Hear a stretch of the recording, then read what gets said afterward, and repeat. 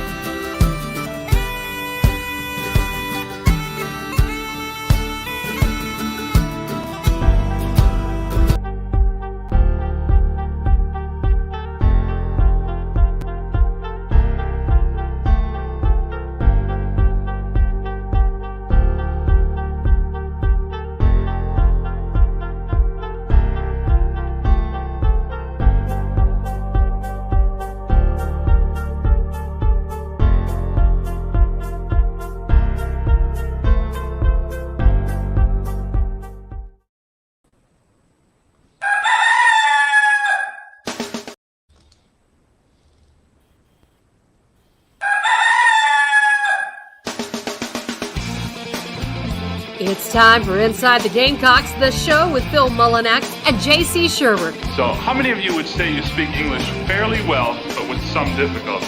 Fat, drunk, and stupid is no way to go through life, son. You play to win the game. Now, let's take it away, J.C. and Phil.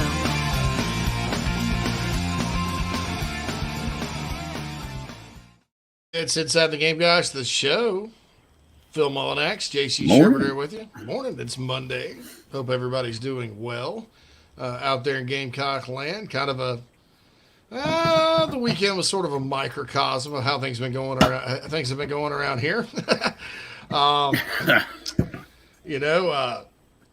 know the basketball team on Saturday fought hard. I mean, I kind of expected them to lose worse than they did. At the end of the day, it wasn't a close game, but made a nice little run in the second half. And there was a junior day for football on campus. The football team gets recognized. Shane Beamer meets with the media, admits that edge defensive end is a big concern right now.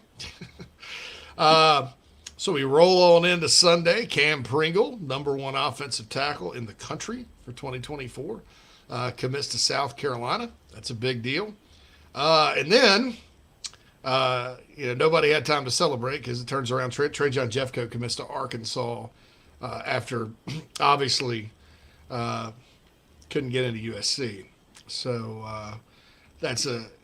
I'll be honest, folks. I don't really get sad or like, I guess, emotional about recruiting decisions.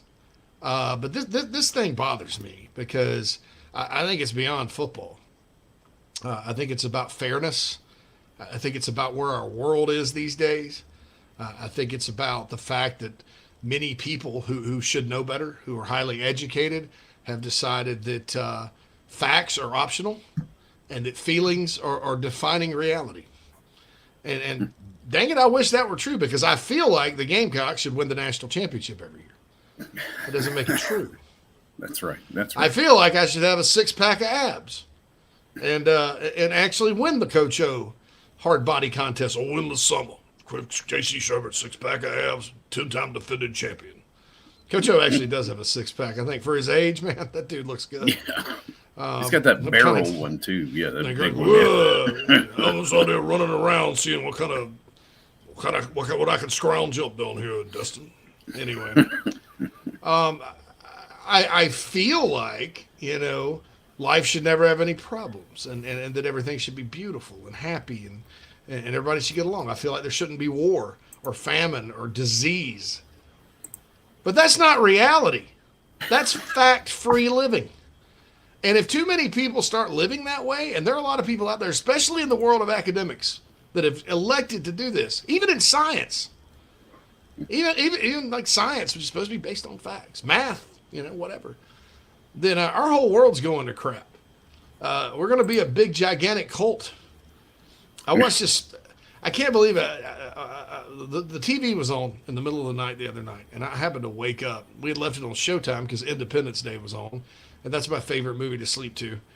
Because I usually conk out right after Robert Logia's iconic line where he's like, "Give me the Secretary of Defense." Yep. Then wake him. Then wake him. Then wake him. And so I'm usually like out by then. I'll go to the bathroom during Pullman's speech or whatever. I mean, it's just good to sleep to. I don't know why. But I left it on. I saw this. There's this movie called Midsummer. It's spelled weird. Midsomner. It's supposed to be Swedish. Well, it's about these people that go hang out with a Swedish cult, and they all get killed at the end. And it's an allegory of a girl leaving a relationship. I mean, it's messed with me a little bit. I'll never watch it again. It's kind of freaky. It's supposed to be a horror movie, but it's different. It's a beautifully shot movie. I mean, as far as cinematography goes and all that. But my thought after watching that and catching that this past weekend in the middle of the night, because I woke up and couldn't go back to sleep and watch the whole thing like an idiot. And then read the reviews and all that, so I'm kind of familiar with the story. But my thought after watching that was, these people in this cult live fact-free. They do, live their own truth, which is, I think, what a lot of people think. You should all live your lived truth, and that's true. But that doesn't change the fact that on a grander scale, they're oblivious to facts. And I think if everybody walks around that way in this world, we're completely screwed. You're not allowed to make up your own facts based on your feelings. And that's exactly what happened with the Jeffcoat situation. It's a fact-free decision. And I'm not getting into the details because it doesn't all need to be out there. But I'll tell you this, it's floating around. There's, if you want to find the truth, it's out there. Didn't come from me. But I think it's unfortunate. I think this goes beyond the typical can't get out of your own way at South Carolina. I think this is a huge problem that's bigger than that. And I would say that if Trajan Jeffcoat had never played a down of football and I knew the story. It's that sad. And if we continue as a society to move in this direction, where facts don't matter, but feelings do, and fake BS defines, our actions in life, then we are screwed. And that's this country, that's Europe, that's anywhere else in the world. Because you're not allowed to twist facts or to make up your own facts based on your own feelings. Or to take a sliver fact and ignore the details and use it to advance an agenda. And it makes me sick. It makes me sick to my stomach that this happened to this kid. I wish him the best at Arkansas. I'm glad he's out there. I like the Arkansas staff. I like the fans. I like their program. Honestly, I think he probably was just looking to get back closer to Missouri, because Arkansas is not too far from Missouri. On the Ozarks, right? They're both in the Ozarks. But I hope he has a great year and he's all SEC, goes to the NFL, and never gives the University of South Carolina the time of day ever again. Because that particular institution has literally taken a dump all over this kid's dreams. Based on feelings, not fact. Based on feelings. And like I said, the only reason football has anything to do with it is because we all cover football, so we're paying attention. But if this had happened to Johnny History Major, or God forbid, one of our kids, I'd be livid. So there you go. That's all I'm going to say. That's all I got to say about that. But it's just unfortunate. And I think that, honestly, people are like, who do you blame? Here's the bottom line. South Carolina has a university president who was, I guess it's the equivalent of being sworn in the other day. He had his ceremony or whatever. So the buck stops with him. I'm sorry. That's I know he's new, but the buck stops with him. And if you're going to be the president of this university, you need to kind of understand some things. Number one, about facts, and then number two, about how people are going to react when it comes to athletics, especially when it's a situation that's clearly unfair. And so, if his office gets blown up today with phone calls and angry people, so be it. But the buck stops with him. That's the bottom line. This is not on Tanner. This is not on Beamer. This is not on anybody on staff. It was above athletics. And honest to God, the Board of Trustees, again, this is on them too, because they could have stepped in and helped. It did not. Anyway, Nana Sports chat box is obviously blowing up. Krager's what's good, fellas. Trevor's good morning. Jerry's looks like Jeffcoat's in Arkansas. Yep. Trevor says, how many people will ask about Jeffcoat today? Crappy situation for us to get all that hype around him and get denied and have him to go to another SEC team. Yep, I addressed it. Rodney says, good morning, y'all. And Jared says, great to have Kam Pringle. That's true. Pringle is a big commit because when it first kind of emerged, Phil, that South Carolina's got 2 franchise offensive tackles in the state for 2024, you sort of look and you're like, well, chances are Clemson and Carolina will split them, or one will go out of state, that kind of thing. Yeah. And you look in the history, one's at Dillon, one's at Woodland, so I'd have been like, well, the kid at Woodland's probably going to Clemson because Ty Hill, Robert Smith, and then I think they had a kid, Bennett, that went to Georgia. So they Carolina, just like Dorman, Carolina has not done well at Woodland. Woodland doesn't have a player every year, right? But when they do, they usually don't come to Carolina. So that's another streak they've broken. But I would have said Josiah, by a mile, would have probably been the first guy to jump in. Well, instead it's Kam Pringle. And I think that's an impressive piece of recruiting. He and his family are over the top comfortable with South Carolina. Nice. His mom grew up a Gamecock fan. They wanted him there. South Carolina did an outstanding job recruiting him.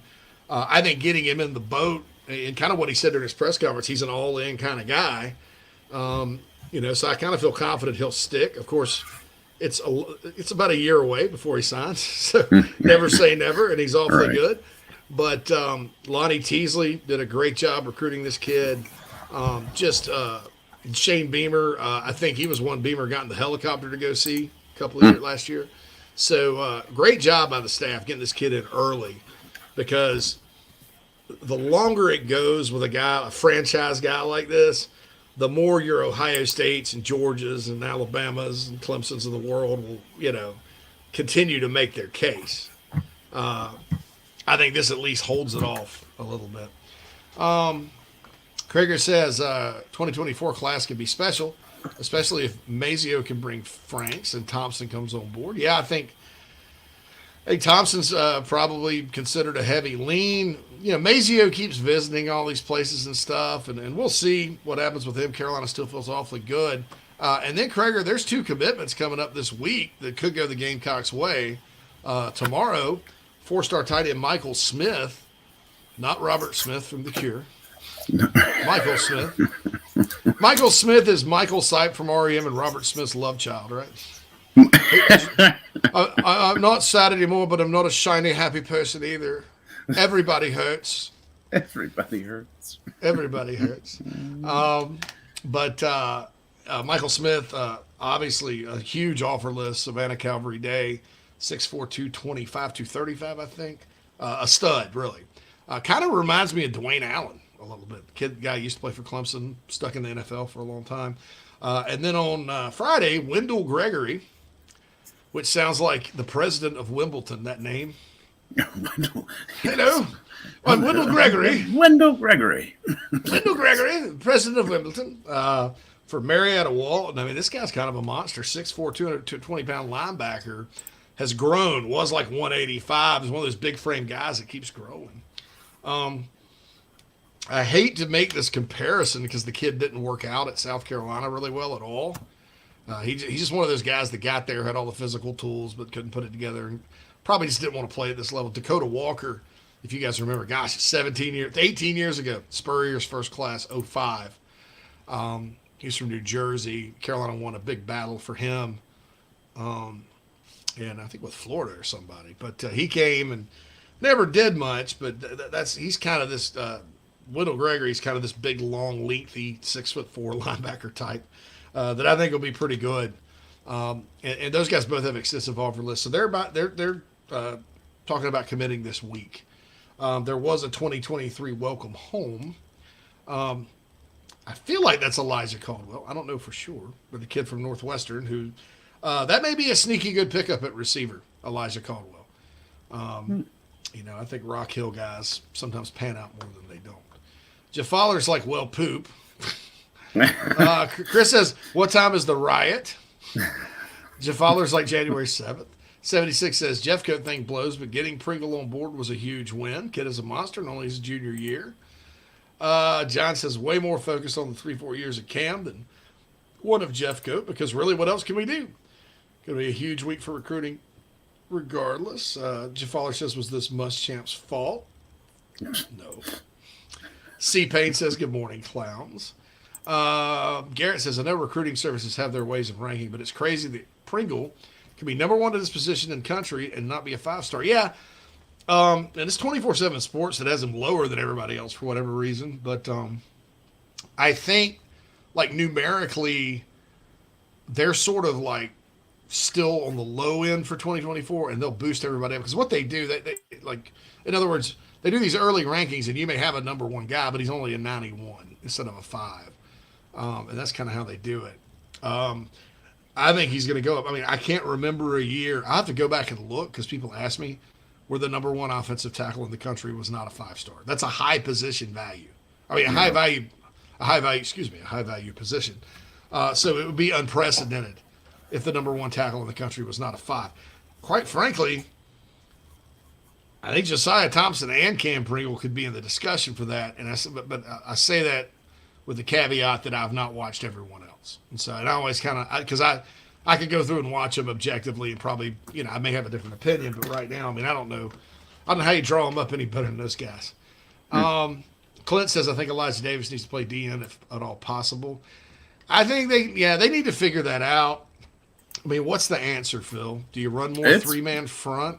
I mean, you're either going to have to change the defense or, move some guys, which I know that they have not been really open to doing on the defensive side of the ball. But, maybe it is time for, somebody like Tonka to start playing edge and get some more reps there in the spring, get more comfortable. But you're at a deficit. I mean, there is no way around it. You need bodies at this point, If you're going to stick with the 4-2-5, you're going to have a couple of edge guys, and you're going to have to either get some young guys trained up real quick or move some guys around. Yeah, I think so. I mean, Desmond Umeazulu and Montague Rames, it's a big spring. I mean, what an opportunity for those two. But Clayton White's defense is alleged. I mean, there are some odd fronts in it. They have the ability to be multiple. They did have some Hemingway at end in the bowl game, I think, for at least one play. But I think, if I'm looking to move somebody, it's maybe Bam Martin Scott. Yeah, he could also be a good edge guy. Yeah, because they were talking about that last year. Mm-hmm. Yeah, they were talking about that last year. And he's got long arms. Mm-hmm. He's not ideal, but Jordan Strawn, of course, will be back. And you got to get Terrell Dawkins better. But then after that, I mean, you're looking at freshmen. I mean, if they can find 2 dependable older starters and then Rain, and that was the great thing about Jeffcoat, because you look at it, it's really Jeffcoat and Strawn. And then you hope you get things out of Dawkins as a third older guy. And then you can bring Umeazulu and Rames along as backups, which is fine. I mean, you rotate your D tackles a lot. You don't always rotate your ends, or edge. So we'll see what. And of course, Brian Thomas Jr. is still there, but I don't know how big he's going to get.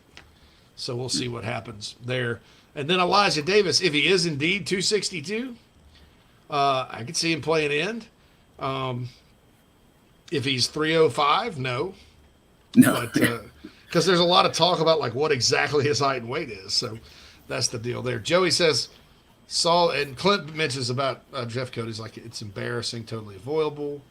Connor says, as one of my favorite college football writers once wrote, I'll believe a recruit will show up when they're in uniform on the field. I got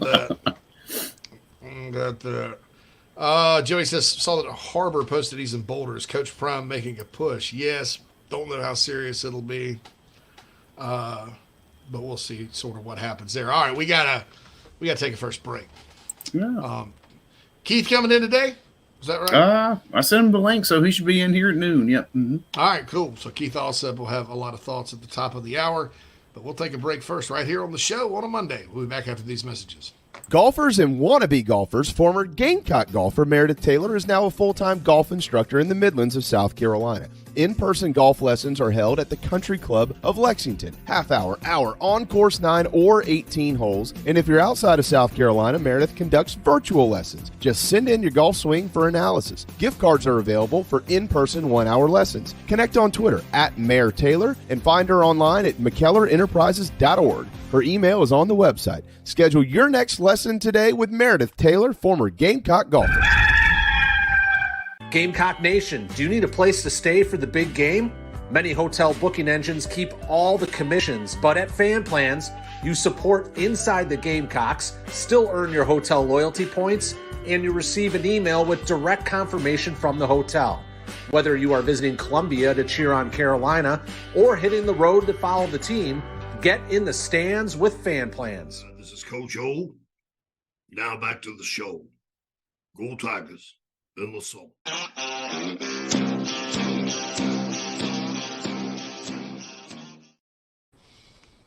Welcome back to Inside the Gamecocks of the show, everybody. It's presented to you by Express Sunrooms in Columbia. Give John Barber a call, 803-446-4662, to set up a no-obligation consultation about a potential backyard retreat for your home. They'll be happy to talk to you about it at no cost. And the first hour of the show is brought to you by Cindy Searfoss and the Coldwell Banker Kane Realty team here in the upstate. Give Cindy a call, 864-414-5271. Join all of her happy customers and plenty of listeners who have thankfully called her and been happy about her professionalism and ability to sell and find homes for you here in the upstate. Cindy's always happy to help. Yeah, Cindy's great. Her husband's the lacrosse coach at Burns High School, so he's a Burns Rebel. Is he really? Yeah, like Doctor. He used to be one of our frequent people that came in on the mailbag when it was just me. Mm-hmm. When I was the Dr. Michael Savage of Gamecock podcast. I just get on and go like him. Just want to say this right now. Yeah, I go Gamecock. Yeah, but no, Dr. Rob used to email all the time, and they're really good people. And several of you listeners out there have bought your homes from Cindy. And that's good because the more the advertisers get a return on their investment here, the more they want to advertise and the better we can do. By the way, don't forget big announcement. I can give you a date on the big announcement. No. It'll be Wednesday. We will announce on Wednesday. The big announcement on Wednesday. So everybody stay tuned for a big announcement from the show. I think you'll like it. Hope you do. Cross my fingers you do. But anyway, I am 100% confident that you will like it. Will you like it? Will you love it? Will you want some more of it? That is the question. Yes, that's right. Give me some more. That is the question. So 76 has a good point. All in all, we won Pringle and still have the opportunity to for 2023 DN. Granted, it's going to be a concern unless we land at least one. It sucks to me. It does, and it's not just the end situation. But it sucks from a football standpoint, but you sort of just move on. And there's been years around here where you sort of worry about a position, and then we get to the season, and it's a position we all thought was going to be fine that sucks.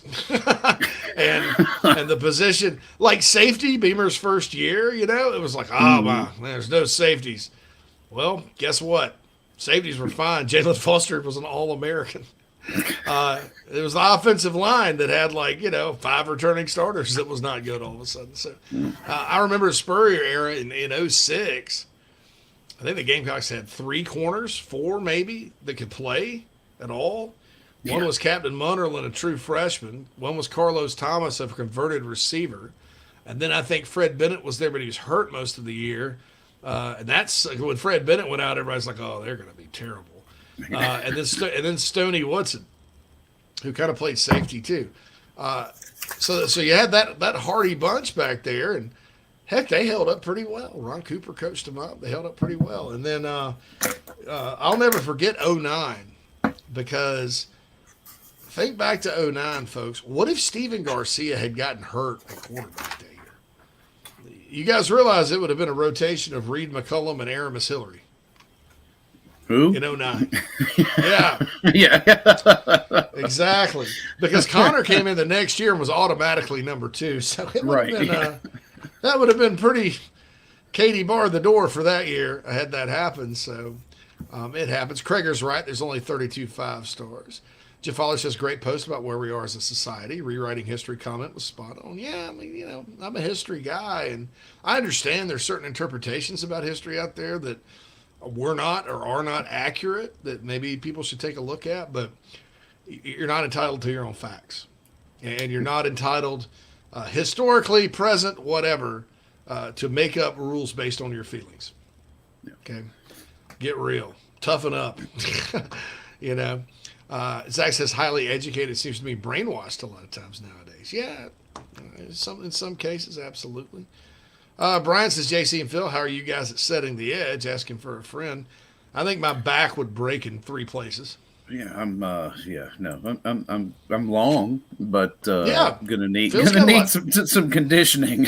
Yeah, I'm more of a 3 technique. Phil could play edge. Phil's more of a 5. Hutch says Midsommar. Yeah, John, it's crazy as you know what. Made by the same guy that did Hereditary. Great movie. Yeah, and that's what I kind of realized there. I was like, this movie is kind of how people exist these days. Tristan says, can you shine any light at all on what Jeffcoat did to not get in? Just like a brief, broad description. I can't. I'm not going to say anything. It's not our business. Although I will say, Tristan, it's absolutely mind-boggling that cost him whatever it was, cost him not to get in. Just stupid. It's stupid. Saunders says, sir, this is a Wednesday at Wendy's. At Wendy's? Saunders says, sorry, I have to cope somehow. Krager says he's not losing his mind over Jeffcoat. We'll see. Jerry says facts don't care about you. I mean, not we'll see, but I see. I'm sorry. We'll see. Mm-hmm. Todd goes, my new favorite chips are Pringles. Yes, that's right. I like Pringles and Bugles. I think we talked about that. That's right. The plain ones. We don't need any crazy flavors or anything. Yeah. Zach says, welcome to the new age of America and higher education. Chris. Who is Chris? Is that me? I don't know. Is that? No. I don't know. That's not me. JC 24/7 sees higher on Thompson. I do think there's honest to God, Drew, I think there's a debate there. Thompson versus Pringle. I would go with Pringle because Pringle's a little bigger, and more polished, but, Clint says there's one more welcome home for 2023. Yeah, and that probably is Caldwell, but there could be some more. Don't do that. Howard says the problem is that the school has become woke. I think just about every college see, people don't realize this. College campuses have been this way since the 1960s, right? Yeah. You're not going to change. Progressivism. That's 60 years. You're not changing that, and the country's still 50-50, for the most part. It is, but I think that in general, no matter what the narrative or the discussions are amongst the student body on campus and the whatever they want to be outraged by or whatever they think and all that, I think it's fine, but I think adults need to know better. And not that they're not young adults in college now. I'm not coming down on those guys. They are young adults, but look, man, my belief set in college was one way. And as I've gotten older, I've kind of realized that was dumb, And I think there's a lot of idealism that takes place. But I also think that a lot of these folks that are in charge now are either products of the 60s and that era, or they're like super woke. And I don't think there's a problem with that as long as it doesn't impact policy in a negative way and you stick with the facts. You can be woke all you want. I don't care. It doesn't bother me. But don't let that should never drive you toward making a decision that's not based on facts. That's just based on feelings. Ever. And I don't care if you're woke. I don't care if you're MAGA. I don't care what you are. Base it on facts. Especially when it impacts other people. You can believe all you want to. Those are your personal beliefs. You're entitled to that as an American. But let's not negatively impact others based on our feelings. Okay? Because I think if I live my life that way based on my feelings, I'd negatively impact a lot of people. Right. Including the current situation, because I feel terrible about it. I feel bad for the kid. Right. Yeah. I'm like, this poor guy, Clint says Frank seems like he's more and more open to USC. I agree, and he visited for the junior day. Mm-hmm. Saunders says people seriously underestimate how much the legal weed attracts kids to Colorado. As stupid as it sounds, it's true. Rocky Mountain High, baby. Boulder especially is probably like Cheech and Chong, I can only imagine what Boulder's like these days. Crazy, huh? Michael Smith has a Superstation TBS announce time of 12:05. Skip nice. Carey here at the Michael Smith press announcement here in lovely Savannah. Boy, what a great drive down I-16, wasn't it, Ernie? Saunders says, was Caldwell offered late because we thought we had takes elsewhere, just a late bloomer? Kind of both-ish, but I'll tell you who else was a late take from the state at receiver was, well, there's some that didn't work out. Jakari Caldwell didn't work out. That was Jakari's fault, though. But Deebo Samuel, who we were talking about earlier. Late take. Kind of around this time.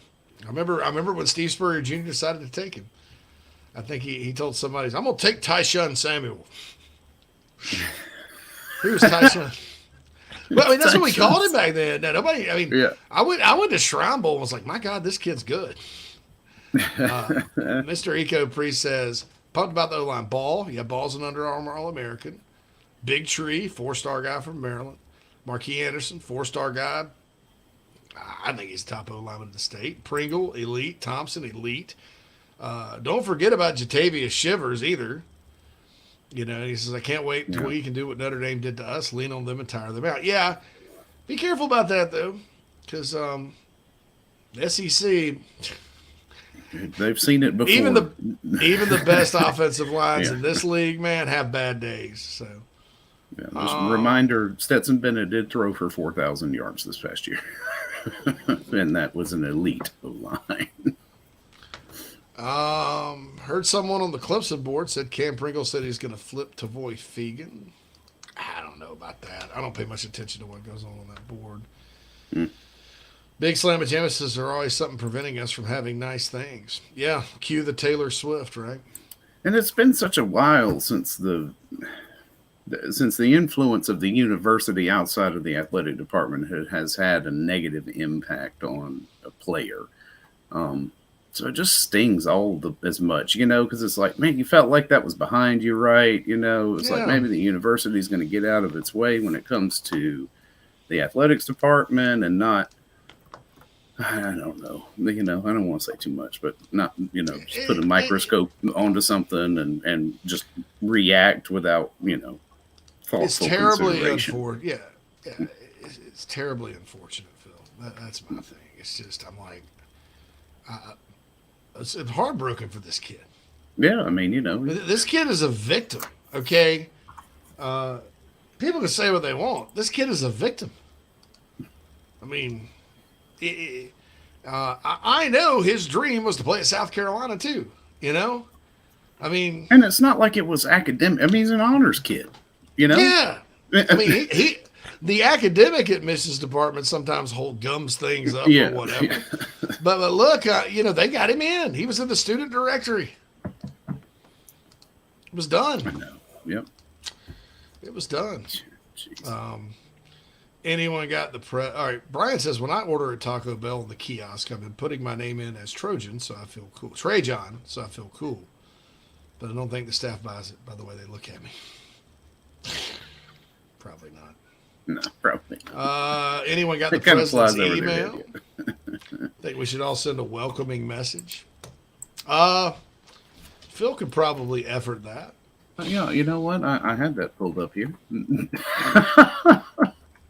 Daddy O's daughter knows Kam Pringle, says he's a totally grounded, family first kind of guy. That's exactly what you want. Yeah, you could tell when he's talking because he's talking about his mom loving the Gamecocks and said he was an all in type of guy. And, you know, based on his social media presence, it's like he and Dante Reno are going to be like the dynamic duo out there trying to recruit. So, I mean, Reno's been doing it for a while, but Kam, obviously, is an elite player. And look, if the Gamecocks get Michael Smith and Wendell Gregory, that is a terrific start for 4 people, right? Because they're all top. I guess Reno's not a top 247 guy. Man, he's like top 250, but they're all 4-star guys. You know, Pringle should be a 5. Should be. He's the number 1 tackle in the country. I mean, most of those guys end up being 5s. Gregory's a 6'4" linebacker with a boatload of offers. And Smith is one of the best tight ends in the country. All are like top 10 at their position. Well, Reno's 20th, but, you know, heck, I'll take his arm over a lot of them, man. 76ers, I realize I may be asking a lot of the youngsters, but Rames and Umi Azulu will have every shot to make early contributions. Depth is a real issue. Yeah, ideally those guys would be your second string. But it's a blessing they came in early. Because, you know, I think when you have spring and you have summer and, you know, you're a little bit more well-adjusted and you're kind of used to it, your chances of playing end up getting a little bit higher. You know, not always, but a little bit higher. People are talking about, say Grayson Howard could probably hold his ground at edge. Yeah, they're going to start him at linebacker, though, because he may have to start at will linebacker this year. Or he may be. I'll put it, all right, not have to. I'll put it this way. I think he may be the best linebacker on the team right now, you know, because of Mo Kaba's injury. I think that may be, you know, this just may be a very young defense next year. Jeez. Falconberry asks, is Xavier Hardy a no? I have not confirmed that completely. I just think it's up in the air. Elijah Caldwell will be better than Jakari. He's much faster. Thank you, Andrew. Andrew's from Rock Hill. He'll know. Clint liked him at Shrine Bowl. Meredith comes in. Good morning, Gamecock Nation. Good morning, Meredith. Hutch says, Colorado is great for running. A lot of elite runners go out there and train due to the altitude. Awesome. I don't know what kind of track program the Buffaloes have, though. Clint says, Emi Azulu is my favorite player in the class. He's one of mine, too. I think he can be great, but not sure about this season. He's thin. Yeah, he's got to put it on. Clint had forgotten about Aramis Hillary. How can you? Gassing Up Gaming says, how do you feel about the line coming in? Both lines. I mean, I think they've been fine at tackle for a while. I think, you know, you look at the defensive tackle recruiting, it's been fine. I think edge is an issue. I think missing on Jayshon Barham last year ended up being bigger than we thought. But he was a freshman All-American and really played well at Maryland, and they probably could have used him. I don't know if they have him standing up or with his hand down, though. But, you know, 76 says you can move around guys like Tonka Hemingway. What about this? Phil, I want to ask you this question. What if I threw this out? I think Nick Barrett and TJ Sanders could handle being a zero technique nose, right? And I think Tonka and Boogie are quick enough D tackles to play the big end spots in a 3-4. Then if you're 3-man front, you've got your buck and outside linebackers. You have guys like that, like Brian Thomas Jr., like Van Martin Scott, like Jordan Strawn even. And then with the younger defensive ends, you can always, you know, switch it up on passing downs if you want. I don't know. You know, rotate them in. That's what I was thinking. If you put your youth and inexperience in there, confine the role to get the quarterback. You know, yes, yeah, get after it. Go after the man with the ball. By the way, Memphis receiver transfer Eddie Lewis, and that got the Millie Lewis theme song going through my head again. Right. She's got what it takes. That's how I remember his name. I'm not calling him Eddie Griffin anymore. That's right. Millie Lewis. That's right. That? he's enrolled in at Carolina now, so he's in. So, good for him. I like him. I think that kid could be pretty good. I was watching some of his tape, and I like kids from New York City too that are football stars because they have to overcome I don't know, not having anywhere to play football. Playing on asphalt, it really toughens you up. Basketball court every couple of, especially in Harlem. That's on Manhattan, the island of Manhattan. There's just, Harlem, New York's finest. So, by the way, great movie. Harlem Nights, underrated movie in the grand scheme of things. Red Fox is in it. And the president's email is easy, by the way. It's just president@sc.edu. Yeah, what are the chances he doesn't have somebody checking that? Oh, I'm sure they've got at the least general one or two people email. that filter that. Yeah, general president email. Yeah, come on. Yeah, so president. That's all they're going to give you. Quantrell says, I agree with you on Caldwell. JC always bet on Rock Hill athletes. Yep, Fentrell Cypress and Stephen Gilmore are two unrecruited guys that excelled. Yeah, they didn't know how much bigger Stephen Gilmore was going to get. I think he had some grade. I think they would have taken him, but he had maybe some grades that caused him to go to Marshall. Fentrell was just, I don't know. I didn't really blame him for not taking him, to be honest. I wasn't, so wokeism doesn't base anything on facts. Feelings change and facts don't. Brian says, I go to Colorado in a second. That nutrition staff will be working 24/7 for my ass. Hey man, throw another steak on the Barbie. Yeah, man. So Lance had a big weekend. The Dowell Logging Stouts were flowing. All right. Yeah, caught you on Twitter, man. Yeah, man. Magadino says, I don't know what I just typed. Please disregard it. Yeah, I thought that was maybe a text to somebody that you saw. Krager says, all right, so first of all, Joe says, to your knowledge, how often do situations similar to Jeffcoat happen that don't make headlines? I've never heard anything like this. Well, here, I can tell you, Joe, when you consider that this happened on a single player, on a single team, now let's remove Power 5 football from it. I'm sure it happens quite a bit to your everyday kids and things like that. It would not surprise me. It would not surprise me. I'll put it that way. I have no knowledge. I've talked to nobody. But no. It made news in headlines because it was Jeffcoat. And I would imagine that the university flexes its, abilities to do things like this. And at times against, average Joe applicants or transfers that we just don't hear about. Yeah. Because if you're willing to do it on this grand a stage, you're doing it behind the scenes. Yeah. Period. And there's been a lot of anecdotal stuff out there about situations like this where guys are wrongfully railroaded, and it comes out that, it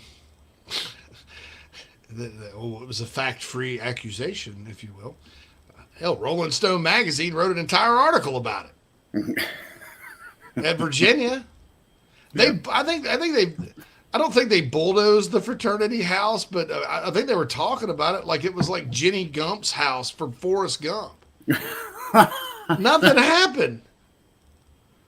And the story was wild too. I mean, threw me down on broken glass, and I had, and it was all made up. I'm not saying that that's the norm. I think those are anecdotal. Yeah. But I'm saying that you can't just blanket. All right, I'm going to get in trouble because you guys are going to figure it. But you can't just blanket blame a group of people for something. To me, that's prejudice, bias, whatever you want to call it. Shane just tweeted a welcome home. Is that true? No. Well. All right. Nice. 76 says, I believe Dante Reno will see a huge jump in his rankings before arriving. His arm is elite. Can't wait to see his senior season footage. Yeah, me too. All right, we're going to take a break. I'm going to look at this welcome home thing. And we'll see what happens. If I have any news, I'll pass it along. Back after these messages. It's the show on a Monday. Hey, man, are you sick and tired of your business computer guy? Yes, he takes forever to call me back and doesn't always respond to the requests. Yeah, same here. I'm paying him good money. I constantly have issues, and I'm worried he's not backing up my network and securing it properly. You know what, Phil? Let's ask Stone Blanton. Hey JC and Phil, if you want a solution to your IT problems, give Heritage Digital a call. Our boy Matt Odom has a low-cost, one-price solution that will get you running right. Call 843-699-1001 or heritagedigital.com and ask for Matt. He will hook you up today and tell them Stone sent you. If you're looking to sell or buy multifamily property right here in South Carolina, the Burgesson team of RE/MAX at the Lake can help you get to closing fast and easy. Adam and Derek Burgesson both are very proud Gamecocks and are more than happy to assist you with any of your commercial real estate needs all across the state. You can email Adam at aburgesson@remax.net. That's ABERGESON at remax.net to get your next deal underway. The Burgesson team, proud sponsors of Inside the Gamecocks. Family vacations, a new car, a new boat, all cost money, but you don't necessarily have to make more to afford any of that if you can save cash that's flying out the window now. iHelp Consulting can help you finally get the kids to Disney World, upgrade the minivan, or drop that new boat in the water next summer. Let Daniel and iHelp Consulting consult with you. No fees, just savings. You pay them a percentage of those savings. Save on essential services, credit card fees, you name it, let them find it. These folks are incredible. iHelpConsulting.com. How can I help you? This is freshman All-American Nikki Memorial of the Carolina Gamecocks, and you're listening to The Show with JC and Phil.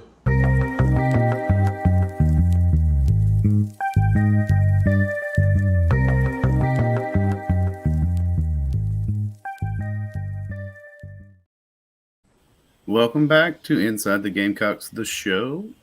One of the last places on the internet where the salaciousness of your charges does not outweigh the facts of your case. Amen, Phil.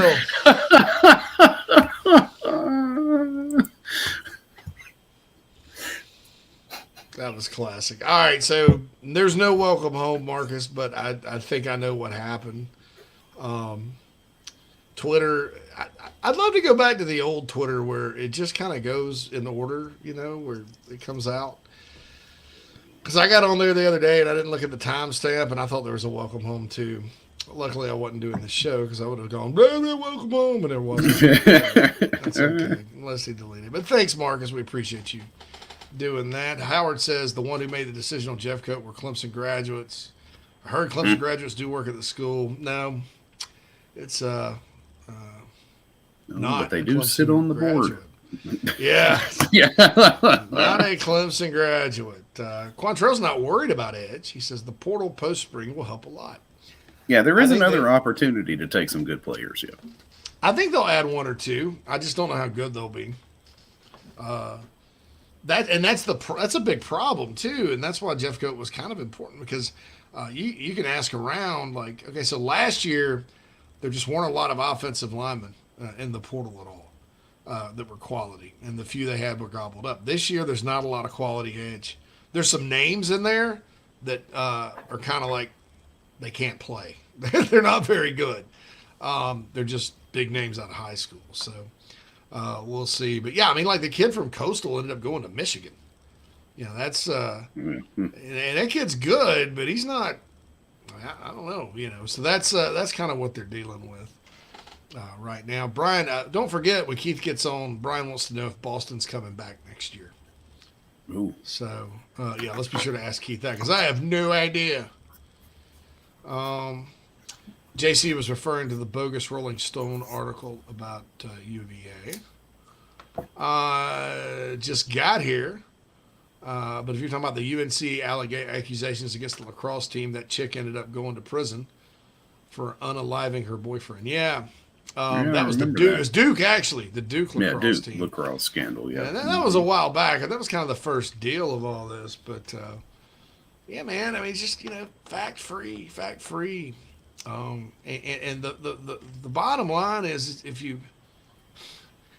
if this were a very serious issue, and I guess sometimes non-serious people make non-serious decisions about non-serious issues, and that's the best way I can describe it. And yeah, I'm trying to be a little bit insulting there. if it were a serious issue, the University of Missouri would have never had him back. Right. I mean, you have to, from one august body to another. Say what you want about other schools in the SEC. Missouri's not a school that's out there, winning at all costs where football rules. I mean, they've had a lot of issues out there, right? They just assume kick somebody out of school, Right. I mean, you're talking about the school with the quote unquote poop swastika and stuff. I mean, that's Missouri. So they don't need the trouble, right? They're like, okay, bye. They don't care enough about football to say, all right, if it were a serious issue. So tell me how it's more of a serious issue here. After 3 years. It's not. But it's not a serious person or group of people making this decision.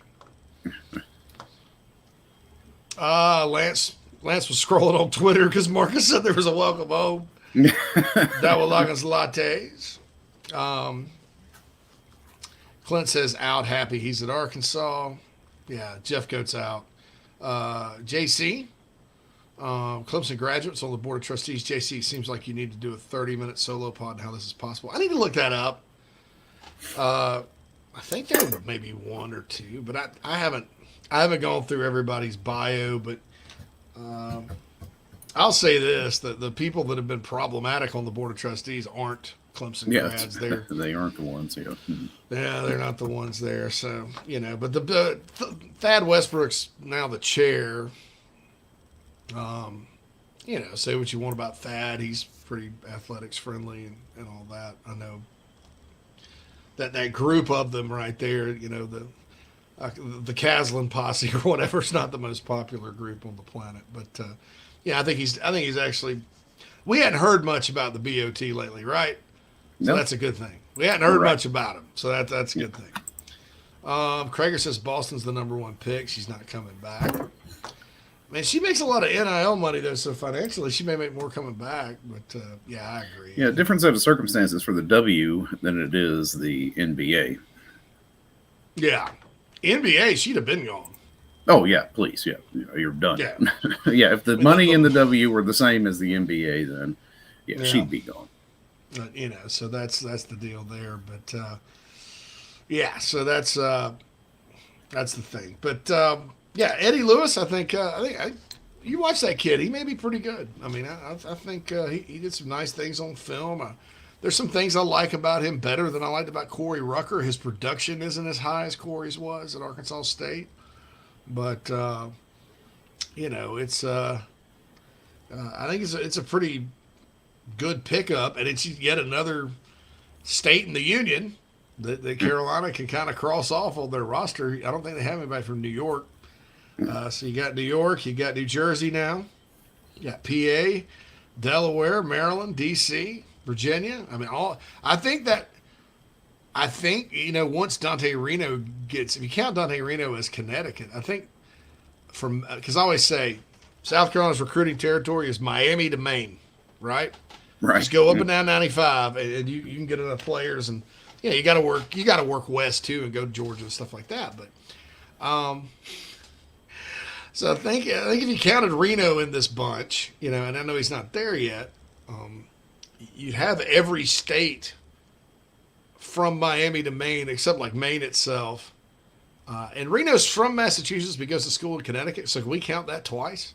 Can we count both those? I think so. Massachusetts I'm gonna go ahead and goes to school. Yeah, why not? Why not? I'm gonna go ahead and do it. And so you missed Rhode Island, but I mean, you're missing Maine, Rhode Island, New Hampshire, and Vermont. Now, there was a kid from Rhode Island that went to Michigan that was like the 15th pick in the draft a couple of years ago, but they don't necessarily put players out. But yeah, it's so that'll be like every state up and down the East Coast if you can count Reno. Reno's big because he counts for two. Massachusetts. Well, and they did have that kid that went to Assumption. Carlin Splatell was from Massachusetts. So. And I think that's very wise. I think South Carolina working north-south is you talk about access to the SEC and proximity. South Carolina is the closest to a lot of those. I mean, there's some like depending on where you're at in Northern Virginia, you maybe could make it to Knoxville if you get on 81 quicker than making it to South Carolina. But South Carolina is a popular school for students up and down the East Coast. So keep on rocking in the free world. Ryan said, I'm just glad when all my friends see me, I can brag about my university's morality while we get torched on the edge. I see what you're saying, but I think this is an immoral decision. I think anything based on, feelings and not facts, when you factually negatively impact someone else's life, is morally wrong. Morally wrong. I don't think there's any kind of like gray area here where you can say, well, they were just trying to do the right thing. That's never the right thing. I don't care who you are. And if the situation were reversed and I knew about it, I'd probably say the same thing. This is morally wrong. like if a kid had gotten into school, having done something, this is, look, I'm not, this is not Johnny McHomerson football helmet head time here. I'm talking about life, and that's what's got me troubled, is that this is a life decision that, feelings over facts prevail. And that's scary when you talk about, heck, what happens when we get old, man? And is somebody just going to feel like, oh, everybody that's 70 needs to die today? I feel that way because you grew up during a time where, I don't know, I could get into that over and over. But this is not Dr. Michael Savage, right? No, that's right. Yeah, that's right. All right, so we won't do that. But Jaffaler says, thoughts on the Ed Reed situation. I think it's unfortunate. Look, man, I'm kind of a fan of HBCU football because I know a lot of the coaches at that level. They're great. There are a lot of really great coaches that, for what, they don't get paid a whole lot. I enjoy the passion their fans bring, the marching bands and all that. And I do think over time, I used to never understand why they never made the FCS playoffs and all that, because they're good athletes, good players. I think a lot of them, though, and this is probably the case with Bethune-Cookman, that they need funding and they have a lot of challenges that they face. And I think that Bethune-Cookman's probably got some challenges, and Ed Reed probably had some disagreements, and he's a passionate guy, as we all know. Go watch the video of his halftime speech at Miami. I'm hurt, dog. I'm hurt. We ain't doing it. So, I think that's the deal there. I think it's just a disagreement. I appreciate his passion. Certainly think Ed Reed, is someone that can really teach a lot of kids a little something about how to play the game.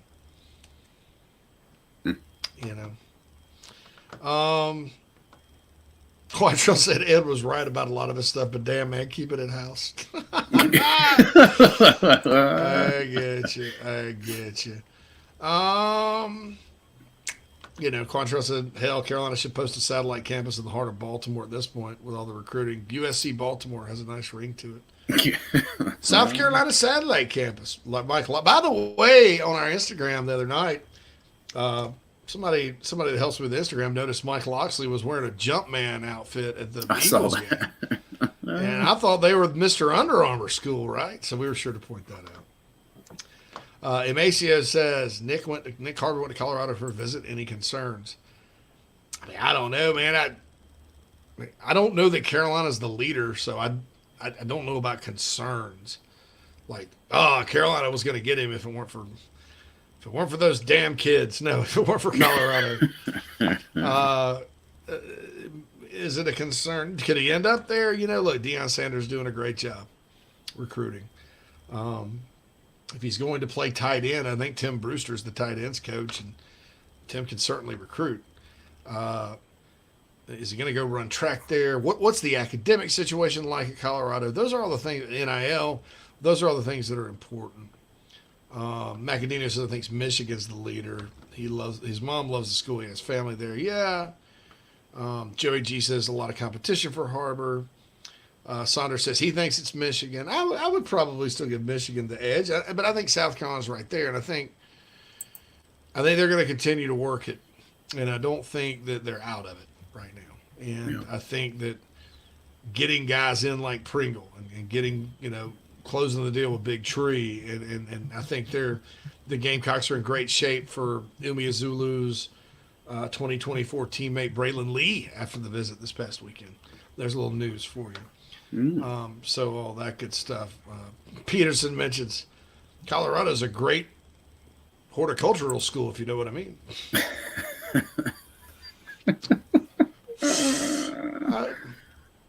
I want to love you. I treat you right. All right. Keith Allup coming up on the other side. The show rolls on after this. Just as your State Farm agent combines good neighbor service with surprisingly great rates, you can combine your home, auto, life, or small business insurance with Tony Pope State Farm Insurance today. And guess what you'll get? That's right, even more good neighbor service with surprisingly great rates. In fact, Tony Pope State Farm is your go-to agent anywhere in South Carolina, North Carolina, or Georgia for the service you deserve at the price you want. So try combining your home, life, auto, and or small business insurance today. Tony Pope State Farm has been in business for more than 30 years and can handle anything you need in the tri-state area. Once again, Tony Pope State Farm will help you mix and match perfectly. Call 843-851-2222 or visit TonyPope.com today. Like a good neighbor, State Farm is there. Whoop, whoop, easy. He's got a tiger by the tail, he has. He'd better hang on too. People have spoken. Nana's Porch was voted the third best food truck or trailer by the Charlotte newspaper Public Poll. Also, their pimento cheese took third in a contest exclusively for products made in the state of North Carolina. I will let Noah Hall tell you about the rest. Nana's Porch, Southern cuisine with an uptown twist. If you're in the upstate of South Carolina and are in need of residential real estate services, Cindy Bass Searfoss of Caldwell Banker Kane is for you. Ask her about the village at Creekside, all of her listings in my hometown of Spartanburg, South Carolina, right there on Daniel Morgan Avenue, married to a lifelong Gamecock fan. And many of our listeners have already bought homes from her and been 100% satisfied with the detail and care she uses. Cindy Searfoss, 864-414-5271, Caldwell Banker Kane in the upstate for your real estate needs. This is Braylon Wimmer, South Carolina Gamecock Baseball, and you are listening to Inside the Gamecocks, the show with JC and Phil. Go Cox!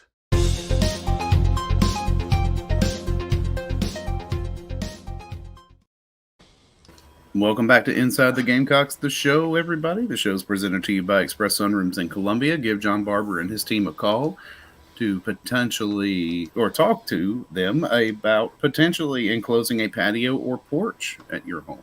I'd be happy to talk to you, 803-446-4662. And we are joined, as we generally are on Monday, on the McKellar Enterprises guest line by none other than Keith Allup, the Cockfather, host of Locked on the Gamecocks podcast. Check him out on Patreon. Become a VIP member and get a lot of exclusive access to Keith and all of his circle. Keith, how you doing today? I'm no longer the Cockfather. I am the Title IX expert. The Title IX expert. Yes. So you do have your hands into, women's basketball. I know you got good connections there and all that. So, yeah. Well, that's not what I'm talking about. Nope. Happy Monday. So, all right. Yeah, I was going to say, let's get into it. Just let it rip, dude. Just let it rip. So, JC has had his sources on the football side of this cluster, you know what, a lot of frustration. Well, it rarely happens, but it just so happens that I happen to have a source on the Trajan Jeffcoat side of this with his team. And so on Thursday, I got a text. It's not happening. It's a hard no. This Molly Toronto woman who's now been exposed all over the internet, she is not budging. It's over. My info's up to date. And then I guess Friday afternoon, Missouri, because up until that point, Judy Van Horn and Ray Tanner, according to my source, were really not willing to help Shane Beamer. All right. And so I talked to another friend of mine who's a lawyer and who is represents guys that are brought up or have a Title IX filing against them. And essentially,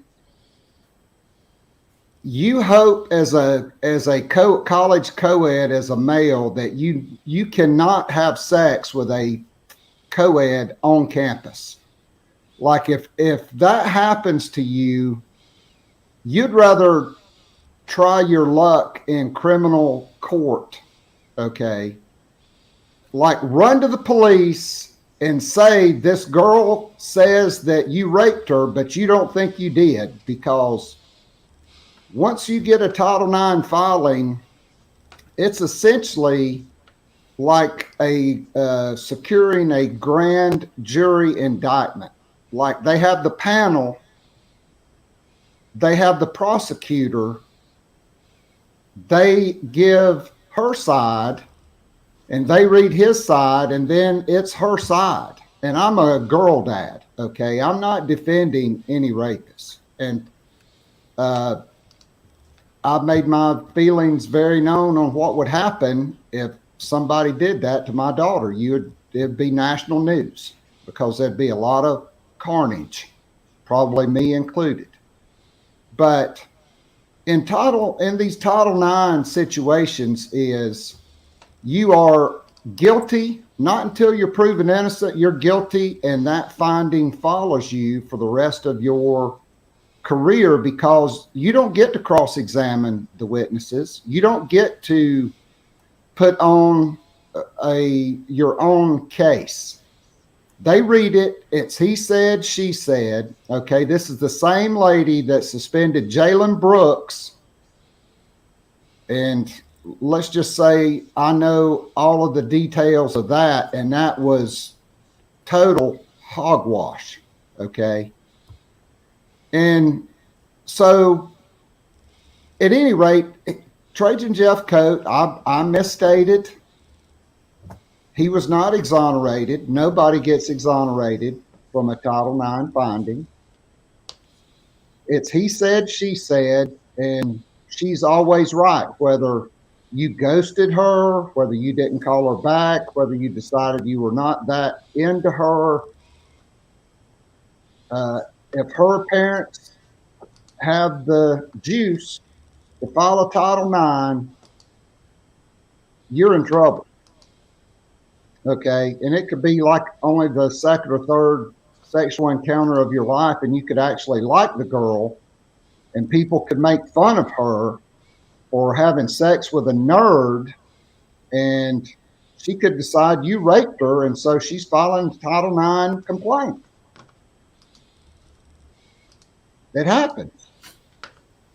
And so that's neither here nor there. What happened was Trajan Jeffcoat had a finding. He probably got some bad advice from his original counsel in Columbia, Missouri. And so for the next year, he had to attend mandatory counseling multiple times a week, which he never missed a session. He had to perform over 100 hours of community service, which he did without fail. He graduated with honors. He became an all-SEC football player at an SEC institution, and that was not good enough for Molly Toronto. No. Ray Tanner and Judy Van Horn not helping. Then on Friday, Ray Tanner and members of the administration get a letter outlining what an exemplary young man and student, not student athlete, just student, that Trajan Jeffcoat had been since that incident, everything that he had done, including graduating with honors. And so yesterday morning at like 7:30 Central, I get a text saying, hey, there's a chance. I'll call you. So I get information that now Ray Tanner, after reading this letter, and probably Judy Van Horn, since she works for Ray Tanner, that they were going to push for Trajan Jeffcoat to get admitted to South Carolina today. They thought there would be a meeting today. Now, they still didn't know, on Molly Pirano, but, I have heard secondhand that in the discussions with one of the attorneys from his team, they told her all the schools that were lined up ready to take Trajan Jeffcoat, and they said, well, why shouldn't South Carolina take Trajan Jeffcoat? And she said, Ohio State wouldn't take him. And one of the attorneys who happens to keep up with college football was like, dude, you do realize Urban Meyer was your head football coach who recruited and coached murderers at Florida and protected a psychopath wide receivers coach who beat the shit out of his wife on the regular.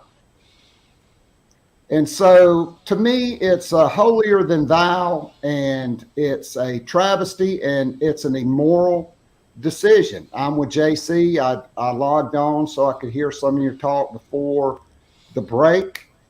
And here's the thing, is other schools, this does not happen because they are aligned. Okay. There is complete alignment from the athletics department from the coaching staff, for the boosters, the coaching staff, the board of trustees, the administration, the athletic department. Everybody is aligned in winning, and they make winning decisions. Never in my life has South Carolina, the University of South Carolina, formerly known as U of SC. Why? I don't know. That's the stupidest damn thing I've ever seen. Probably because dumber than a bag of Caslins came up with it. But the University of South Carolina has never been aligned. Okay. When I was in school in the 80s, okay, and they kicked James Holderman out for a litany of crimes, including embezzlement and sexual harassment of pages. Okay, Arthur Smith became the president. And you know what he did? He changed the academic standards to where you could only take 12 hours in summer school to be eligible. And South Carolina flunked out about 28 guys, several of whom went to the NFL, including Gerald Perry, who went to Dreher High School in Columbia. And so throughout my time of following South Carolina athletics, I've never seen total alignment towards winning. And this example is just the latest in a long line of cases where the university is not in complete alignment to winning, because it wasn't just Arkansas that was willing to take him, and JC knows all the schools that were willing to take him. And I know a lot of the schools, and you know what, Phil? You know what, listeners? A lot of those schools are a lot tougher to get into than South Carolina, because some of them are not state-supported schools. They're private schools in Power 5 conferences that were ready to take it. And you can't be at a competitive disadvantage in your own league. You can't lose guys to other schools in your own league that want to play for you and that can make a difference for you. And so that's my thing. That's all I've got to say about that. I will add this, JC, and not to get into any political discourse at all. but one of my sources is probably one of the most liberal Democrats in America. And he despised the Trump administration, except for he heaped praise on them for them trying to rein in this Title IX situation, because you are guilty regardless. It's like a kangaroo court almost. It's like well, I'm not going to get into it, but it's an unfair system. Okay. And to me, this was an immoral, unfair decision that impacts a guy that was wrongly accused, that paid his debt, that came to counseling, did community service, went back to school, became an all-SEC football player, and graduated with honors from a school that's harder to get into than the University of South Carolina, even though there's a lot of hillbillies out there. All right, so Sunday Tanner was willing to go, and we didn't finish that. So what ultimately happened? Was it just still a no? Or did the president did the buck stop with Aramides? So he would have been the ultimate decider, but my understanding was the meeting was to take place today with Jeffcoat, with his team, with Beamer, Tanner, probably Judy Van Horn, and that Tanner was probably, at that point willing to go to bat with President Aramides for Trajan Jeffcoat. But now I just think it's a moot point, because he went to Arkansas and he committed, and I don't know if he's just staying out there and enrolling in classes or what's happening, but it's the story of South Carolina's long history of a day late and a dollar short. And why didn't you push for this letter before now? And why is a letter that's essentially general? I mean, it wasn't like there were any revelations in this letter. Why are you willing to say, "Whoa, okay, Friday, late on Friday, I got this letter. We've talked over the phone on the weekend. I'm ready to support it now," and then, well, too late. Yeah, it should have been quicker, and really, just on the basic face of the Ohio State. Look, let me just tell you something about Ohio State. They're the most hypocritical. I mean, Ohio State, man, I deal with recruiting now. Look, I get a call from a Clemson source. This isn't even South Carolina, Clemson. We can't get this player. I was like, why? He's, that's kind of right up your alley. $2 million NIL at Ohio State.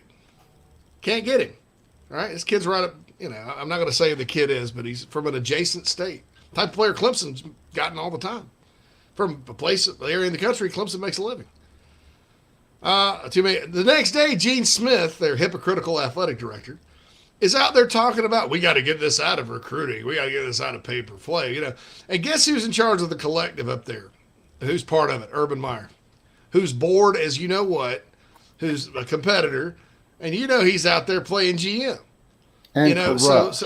So yeah, let me just tell you, of corruptness. Let me just tell you something about Ohio State. That's BS. She's lying. That's a lie. But that's where she got her undergraduate degree. Well, she's lying.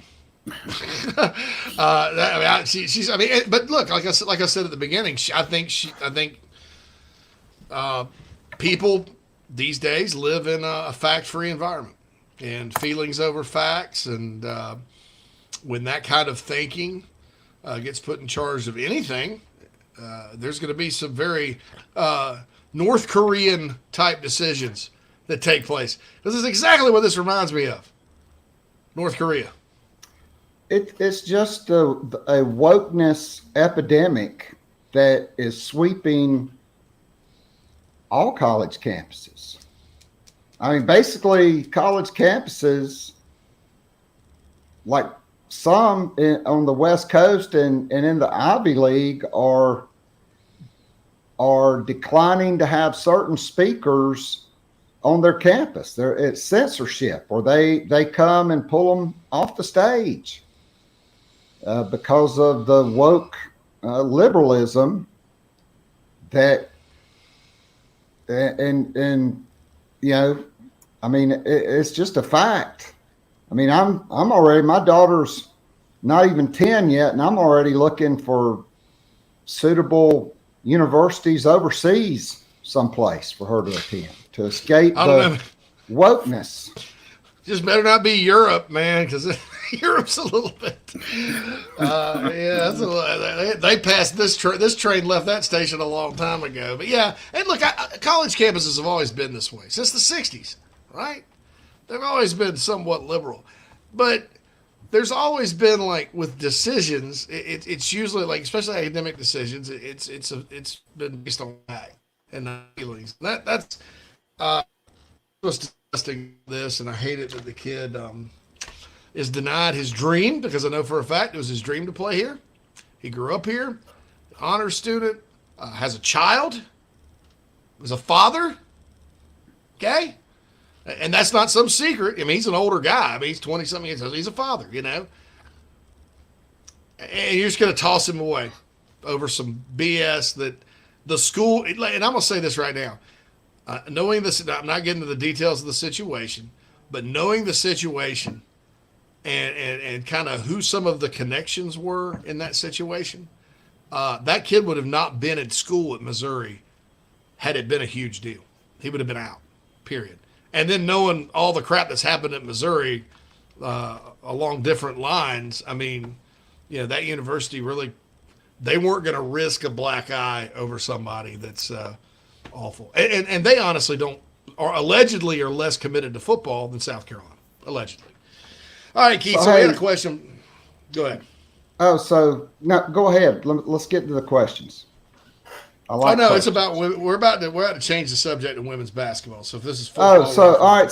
So lost in the angst and consternation over Trajan Jeffcoat and the euphoria over Kam Pringle and what sets up to be probably a beautiful week for 2024 recruiting and the 23 welcome home. I don't know when that's going to be announced, but when there's generally only one 2023 visitor on campus and you get a welcome home, you kind of, there's not a lot of mystery there.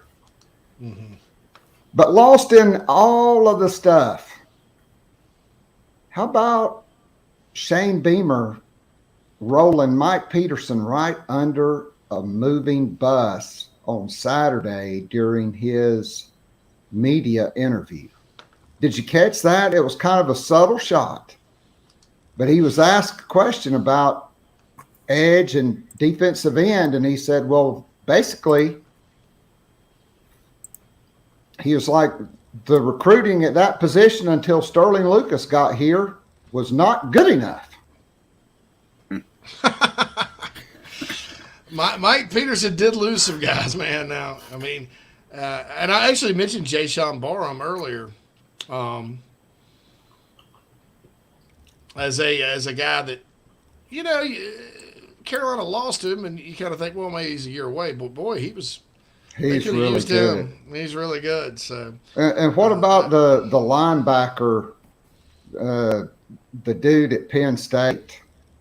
He, that they said for a long time, oh, we're probably not taking him because of grades, because they didn't think they were going to get him, and then they got him. I can't remember his name, but he's got a real football name, and he's really good. Yes, the freshman. He's a freshman too. Gosh, it was Abdul Carter.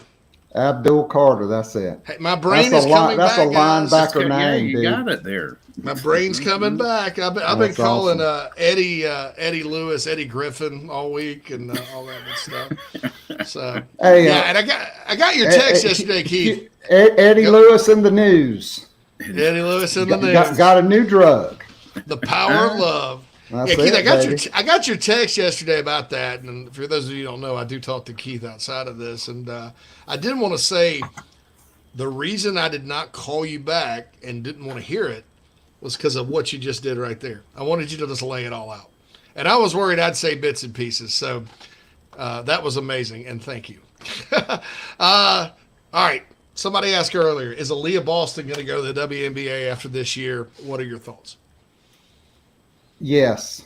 I mean, she's going to be the number one pick. You know, she's probably going to win a second national championship, which at that point makes her the GOAT, right? Essentially, that'd be all 3 years there was a Final Four. South Carolina would have been in the Final Four. In 2 of those 3 years, they would win national championships. And it probably would have been 3 out of 4 if they can win this one, because the 2020 team, that starting 5 was unbeatable. And so, yes, I think she definitely will. Now, you know, could major upset in the NCAA tournament and some unfinished business change your mind? Because I'm going to tell you who don't have a problem with NIL money because of her connections is Dawn Staley. Okay. Mm-hmm. And some of these girls who are seniors this year could come back. Now, the way Zia Cook is playing, if I'm her and she continues on this hot streak, her draft stock will never be higher than it is right now. Aaliyah Boston, hell, she would have been the number one pick probably as a freshman. She would have been the number one pick as a sophomore. Certainly she would have been the number one pick last year. And this year she will definitely be the number one pick. And so unless, you know, a team that is undesirable for her, like has happened in football. You know, John Elway didn't want to go to a team, so he sat out of a draft. Eli Manning didn't want to go to the Chargers. Who, by the way, why is Brandon Staley still employed by the Chargers when they could get Sean Payton? But anyway, I digress. You know, it'd have to be something, you know, to really upset the apple cart, in my opinion, for her not to be the number one pick and to be drafted into the WNBA and probably get a lot of big endorsements because she's a 6'5" girl, you know, that's an island girl and has a beautiful personality and $1 million smile. And she's done something no other player in the history of South Carolina women's basketball has done. Not Asia Wilson, not Elena Coates, probably because they played together, but 73 career double-doubles, and she's got a bunch of games left. She already set the record for consecutive double-doubles in the SEC. Now she has the career record. She broke Sheila Foster's record, who played women's basketball at South Carolina when I was in high school. Gamecocks will not have to play a game, most likely outside of the state of South Carolina, until the Final Four in Dallas this year. That is correct. Regional is in Greenville at the Bon Secours Wellness Arena. As is the SEC tournament. So they'll conclude the regular season at home. They'll go to Greenville for the SEC tournament. They'll return to the friendly confines of Colonial Life Arena for the first 2 rounds. And then, so this year, JC, there's only 2 regionals. Mm-hmm. And yeah, so, instead of 4. Yeah. Right. They've gone down to 2 locations. And so you'll have 32 teams in Greenville, or not 32. 8 and 8. 8 and 8. Like the sweet, because it'll be down to 16 after the first 2 rounds at home. And so you'll have 8 teams at Greenville and 8 somewhere out on the West Coast, and probably Stanford will be the number 1 seed out there. Should be interesting. That one's at Seattle at Climate Pledge Arena. So, which is the new arena they built for the Seattle Kraken, the NHL franchise. And I think they're going to get an NBA franchise back out there as well. All right, Keith. They should. Great segment. I mean, that may be one of the most epic segments in the history of the show. So that's we got to thank you for that. Hopefully somebody learned something, because I asked a lot of questions, and it just so happened, I was able to spend a lot of time on the phone, and I took some notes, and really the letter was kind of innocuous. Like, my thing was, well, why do you need a letter that only says that? So, it's a little weird to me. It's the whole thing stinks to high heaven, as my grandmother used to say. Totally agree. All right, Keith, we'll talk to you next Wednesday. Carolina's probably, we didn't even talk about this. Next Wednesday, Carolina may be sitting on a top 5 class for 2024 with 2 or 3 big old pickups, and that class is looking really good. So hopefully none of them, piss anybody off. It should be a great week. So, JC, what's the latest you're hearing on Nicholas Harbor? Because my source, who happened to speak to a source, the South Carolina coaches, according to this information, think they are getting Nicholas Harbor. I think it's a coin flip. I think it's a crapshoot, right? Like, you don't know, Jordan Birch was staying until he wasn't. Yeah. And that's always the case. It's kind of like in that Kevin Costner movie, For Love of the Game. He shows up late, and he says, when have I ever been late? And he's like, well, hell, nobody's late until they are. So that's true. Yeah, he's not. He's coming here until he's not. Yeah, Carolina still feels got the same thing. I've heard the exact same thing about that. And then, there's some more guys that are going to be worked, and then I think with they're going to have to go in the portal for edge after spring practice, which is not ideal. But can I ask you one more question? Yes, sir. So I kind of bird dog the Twitter accounts of certain individuals inside the USC football office. Mm-hmm. And I noticed the guys that they most recently following. So, JC, you remember a few years ago, that group of kids from Miami, they used to always come up to South Carolina as part of a Southern swing. They'd go to, Gainesville, Tallahassee. They'd go to Athens, come to South Carolina and Clemson and circle all around. So there was this kid who was a big 5-star recruit for the class of 2021.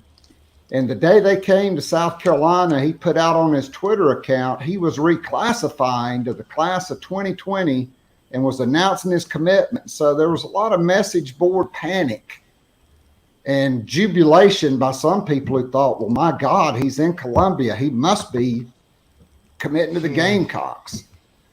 Well, he didn't.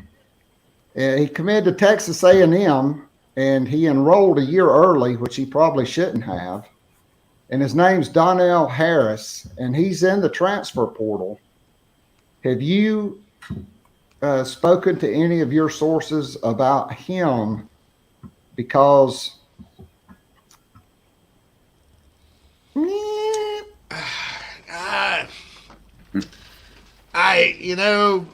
it's been quiet. I have asked about him.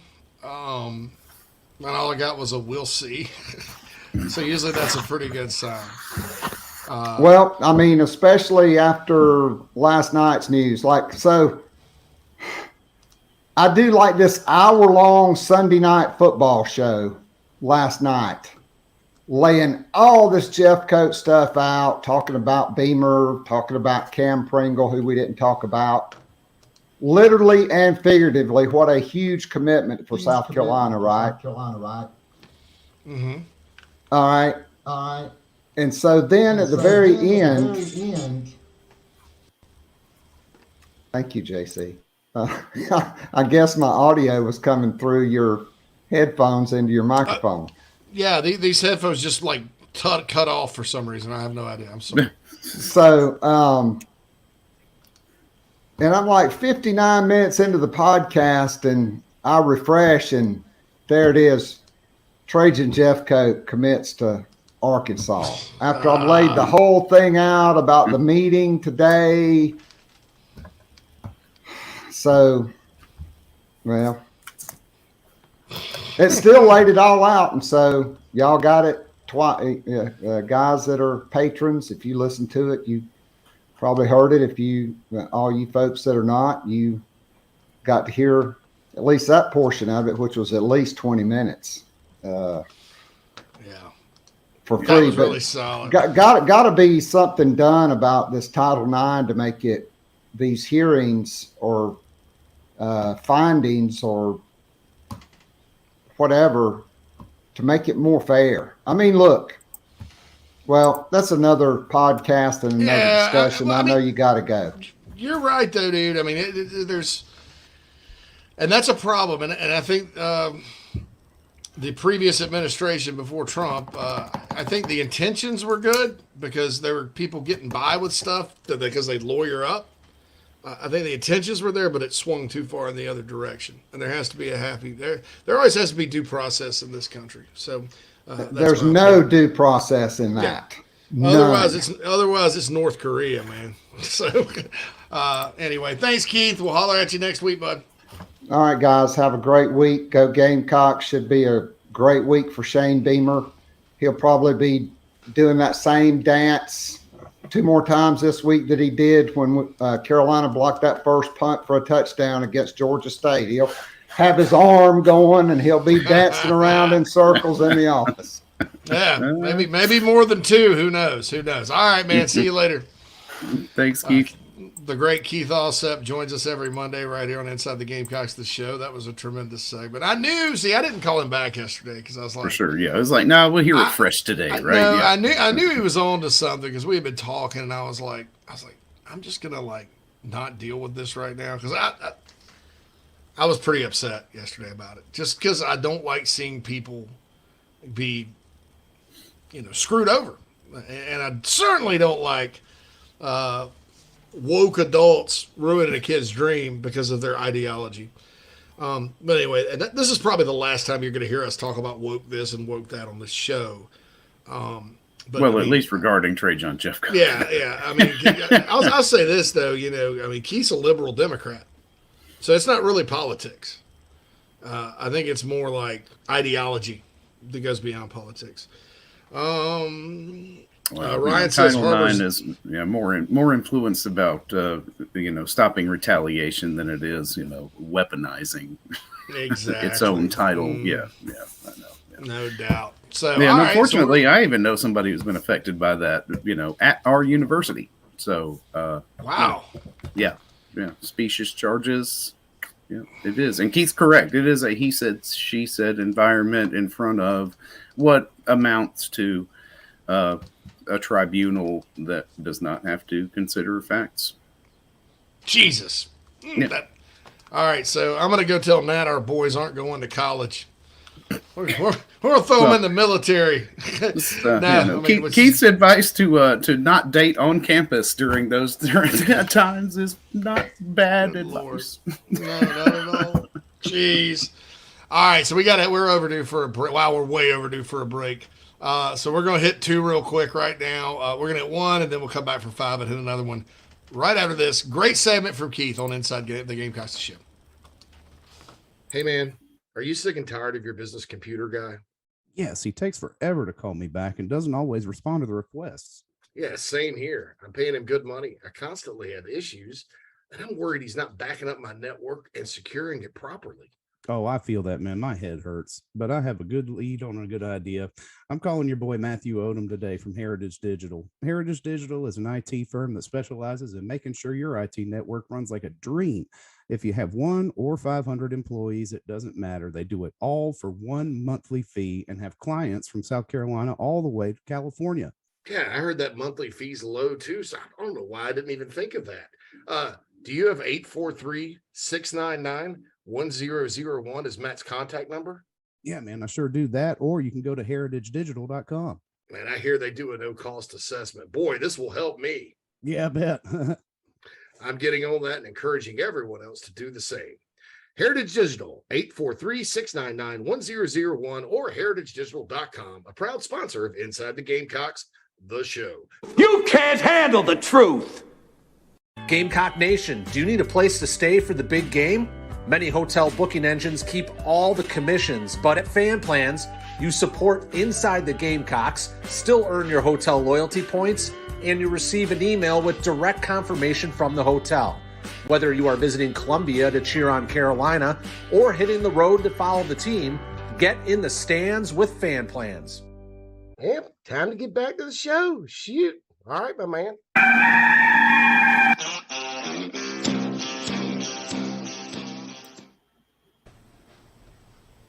We will be back after having run long with Keith right after this quick break. If you're looking to sell or buy multifamily property right here in South Carolina, the Burgesson team of RE/MAX at the Lake can help you get to closing fast and easy. Adam and Derek Burgesson both are very proud Gamecocks and are more than happy to assist you with any of your commercial real estate needs all across the state. You can email Adam at aburgesson@remax.net. That's ABERGESON at remax.net to get your next deal underway. The Burgesson team, proud sponsors of Inside the Gamecocks. I love the smell of napalm in the morning. What's up, Gamecock fans? This is Pitcher Noah Hall. If you want some delicious food for your event, I suggest visiting nanasporch.com today to find out what they all have to offer. It's really good Southern cuisine based out of Charlotte, my hometown. I hope you guys go check it out. Go Cox and go Nanas. I've been expecting you, Mr. Powers. Sometime in the near future, there's a good chance I'll move back to my home area of the upstate of South Carolina. And I'm going to tell you right now, there's nobody I would use to help me find a new home except Cindy Bass-Searfoss of Caldwell Banker Kane, located in my hometown of Spartanburg, Daniel Morgan Avenue, married to a diehard Gamecock. 864-414-5271. Give Cindy a call. 864-414-5271. A proud sponsor of Inside the Gamecocks, the show. Family vacations, a new car, a new boat, all cost money, but you don't necessarily have to make more to afford any of that if you can save cash that's flying out the window now. iHelp Consulting can help you finally get the kids to Disney World, upgrade the minivan, or drop that new boat in the water next summer. Let Daniel and iHelp Consulting consult with you. No fees, just savings. You pay them a percentage of those savings. Save on essential services, credit card fees, you name it, let them find it. These folks are incredible. iHelpConsulting.com. How can I help you? Hey, Mo Cowboy here from the Carolina Gamecocks. You're listening to Inside the Gamecocks, the show with JC and Phil.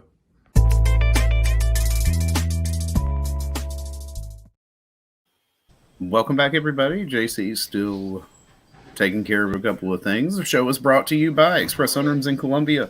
Give John and his team a call, 803-446-4662. to discuss a potential backyard retreat for your home or a sunroom expansion as well. And right on time, just to start talking again, we're back, which is good. Hey, Greg Faircloth in the Nana Sports chat box is from Boulder and primarily a USC fan. I can tell you the Rockies are not all herb smokers, and it's like saying everyone from Jamaica smokes herb, and the attraction, I guess, for Harbor and I don't know, the glyphs there make it hard to figure out. Boulder is majestic space. He goes on to say, one to be concerned about. What will be, will be. Yeah, Boulder, listen, Colorado is beautiful. And I've you're been right. to Not Boulder. everybody in Colorado smokes. I have too. You want to know what I think about Colorado? I was in Denver for about a week or so and traveled around. I rented a car and went all over the place. All the good water in Colorado they use for beer, apparently. Because the tap water there was for shit. Oh my God. Now, you have to preface this that I live in probably the place that has the best tap water in the world, Greenville, South Carolina, and it comes right out of the mountains, from the rain and gets filtered right into our glasses. But yeah, terrible water. All right, I've got something to share. The tap water? Yeah, the tap water in must go to the beer. Colorado you was awful. think that water would be? You think the Rockies? You think? Cool. Yeah, that's what I'm thinking. I was like, man, I bet they have good water here. It's awful, terrible. They use it all for beer. That's got to be what they do because that's what they advertise is cool, crisp. Yeah, from the Rockies, Rocky Coors. Mountains, Coors. I'm not a big Coors drinker though. I like. No, I'm not either. All right, so I just got some things in the mail. Those of you that are on Instagram, I encourage you to follow Cornbread Cowboy. He's a Gamecock fan, but he's also funny. And so I bought the Cornbread Cowboy poster from my bowling experience the other day. This is going up on the wall. It says "Country is Hell." And then Nat got me this T-shirt that came in from the movie Step Brothers. Prestige Worldwide. Boats and Hoes. So, Nice. I'm loving it. Loving life right now. That's not why I had to go and all that. But Krager says, Derek and Craig and everybody's like, let's quit talking about it. So that's fine. Well, I think Keith, listen, I'll say this right now. Keith laid it out perfectly, so I don't have to say anything. He had a few more details than I did on it. Boulder is a majestic space. Yeah, I agree. I spent some time there and all that. Ryan says, is the fur liner from your jacket hood from the top of your head, or is that the mink? I don't think it's real mink, but it's not my hair, but it's the same color. I was going to say, you could really... Mm-hmm. I had to throw this on to walk outside, but the snap, if I snap it on the other side, it does look like a flowing mane. Yes. So, tweet from Steve Holtzwong says Nick is not in Colorado, according to his dad. How did it get out there? It's weird. Somebody watching planes again? Yeah. It's like Nick Harbor this time instead of coaching. Yeah, Jaffaler lives in Denver. I know that because I mailed him his magnet from Carolina Rise. By the way, if you haven't joined Carolina Rise, join Carolina Rise. We'd love to have you. We've grown a lot. Got more resources, but we need more. About 30% of the way there, but slowly but surely we're getting there.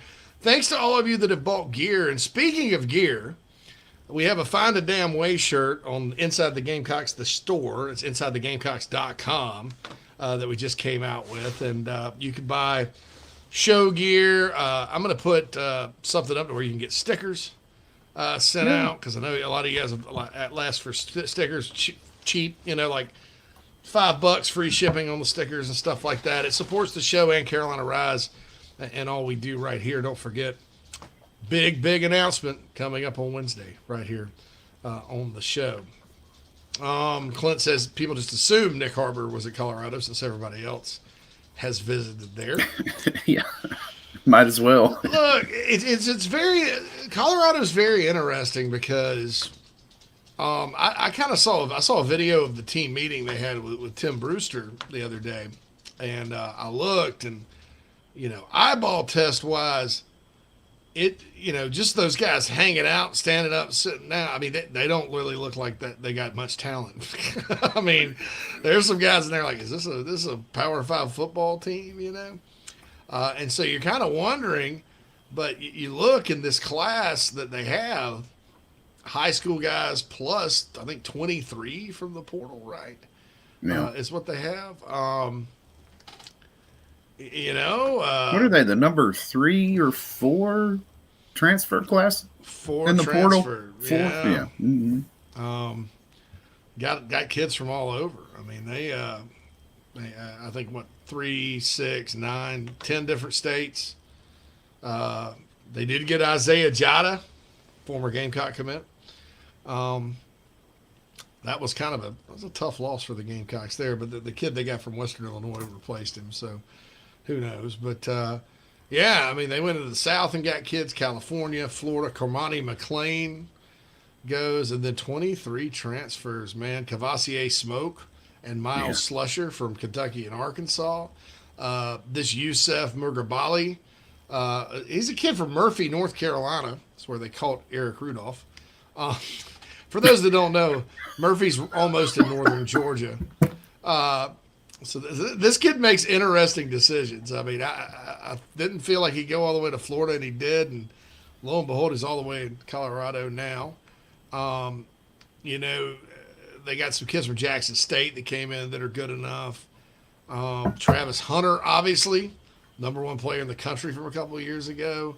They got Dion's kid. They got Vonta Bentley from Clemson. They got some players, you know, in the transfer deal, and so it's well, they're needed. It's a foundation to ceiling rebuild out there. Definitely is. So we'll see kind of what transpires and if they can win or whatnot. So we'll see. We'll see sort of what happens with all of that. Tomorrow, the Mental Edge with Sawyer Nix returns. How about that? It does. First time this year. Looking forward to talk to Sawyer. Yeah. Jack says, I'm sorry. Keith says, put this up. I messed up. Yeah, that's right. Keith is defending himself. I should have not said liberal Democrat. You're specious. I apologize. That's kind of like when people say liberal democracy nowadays and stuff. They just throw that word in. Or I apologize, Keith. He's not a liberal Democrat, very moderate, voted for Reagan and Bush. Can't stand the left socialist nor the other extreme. Just saying. So I wanted to clarify that. I'm sorry, Keith. I should have said moderate Democrat. That's my fault, folks. Don't go thinking, you know, Keith is not, you know, on that Keith's on the far left or anything like that. My bad. Nat chimes in and says, Ryan Peterson, we saved JC's hair from the haircuts and put him on the hood. New customizable feature from the North Face. Yeah, absolutely. Action says, you see my message on Dylan Johnson? I'm not confident the Gamecocks are going to get him. I suppose it's still up in the air, but people have been talking back and forth about it. I mean, there's been some discussion. I thought things were kind of turning in Carolina's favor for a little bit. But I don't know. I think that kid, for whatever reason, feels like he's not a big priority for Carolina because it's something dumb, kind of like they didn't get in the first day he was in the portal or whatever. And so that's the issue there. And so we'll see what happens. Michael says, did Eddie Lewis join? Eddie Lewis enrolled today. We've got Eddie Lewis. Eddie Lewis. That's right. I like he's saying Eddie Lewis in the news. Eddie Lewis in the news. Because you don't need money, you don't need fame, you don't need a credit card to ride this train. That's right. Funniest thing, I say Morgan said, I've said this before. We're talking about the ACC, and he's like, Clemson is Huey Lewis, and the rest of that league, they're the news. They're the news. The news. Carolina Titans said that's pretty sad whatever happened to giving someone a second chance. This is why we'll never get to the level of those great teams. I don't even think it's a second chance. I mean, yeah, it's not a rehabilitation. I mean, it's something that happened a long time ago. No, Title IX does not provide for due process as we are accustomed to within our own court system. So it's it's a small group of people who get to make a single decision. But that's all we're going to talk about. A life-changing decision on some poor guy. Yeah. All right, so we have a question from the iHelp Consulting mailbag. We haven't read in a while. We haven't. Hold on. Isaiah says, Gmail. Yeah, all right. Hey, JC and Phil, hope you guys are doing well. What redshirt freshmen and sophomores from last season can you see making an impact this year? Also, do you guys have any news on basketball recruiting? I'll mention some basketball recruiting tomorrow. I think of the guys that redshirted, I think Kason Henry on the O-line is somebody to look at. I've heard the good things about DeAndre Martin on the D-line, but he's a tackle before everybody thinks he's an end. Donovan Westmoreland at linebacker is a guy to keep an eye on. All the DBs, Boyd, Nelson, Anthony Rose is a guy to look at. Lavoisier Carroll at running back. They really need him to step up. Tanner Bailey at quarterback is a guy that's got a bright future. As far as receivers go, Landon Sampson, obviously, and then we'll see on Kylie Horton. So, Bill, that would be my answer on that. But thank you for the mailbag question, Isaiah. I help consulting. How can I help you? So, anyway, that's the deal with all of that. Garrett says, do you think Eddie Lewis is going to come in and play since wide receiver depth is slim? Yeah, I think so.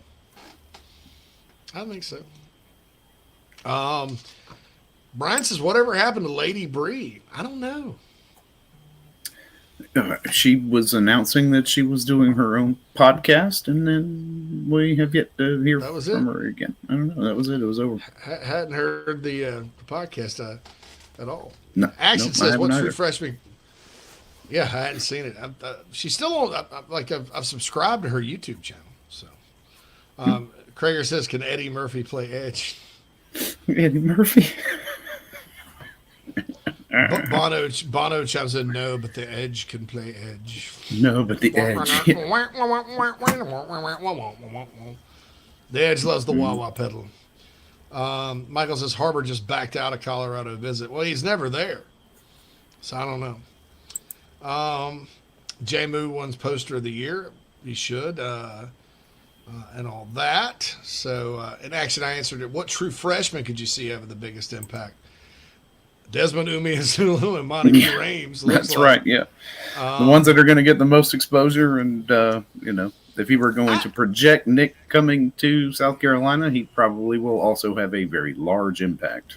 Yeah, I think Harbor would have a large impact. I think, I don't know, you look at it, Kelton Henderson, I think, has a chance to do some things. I think Dontavius Braswell, depending on what guys like Carroll do and all that good stuff. I think Pup Howard's going to get plenty of opportunity to shine.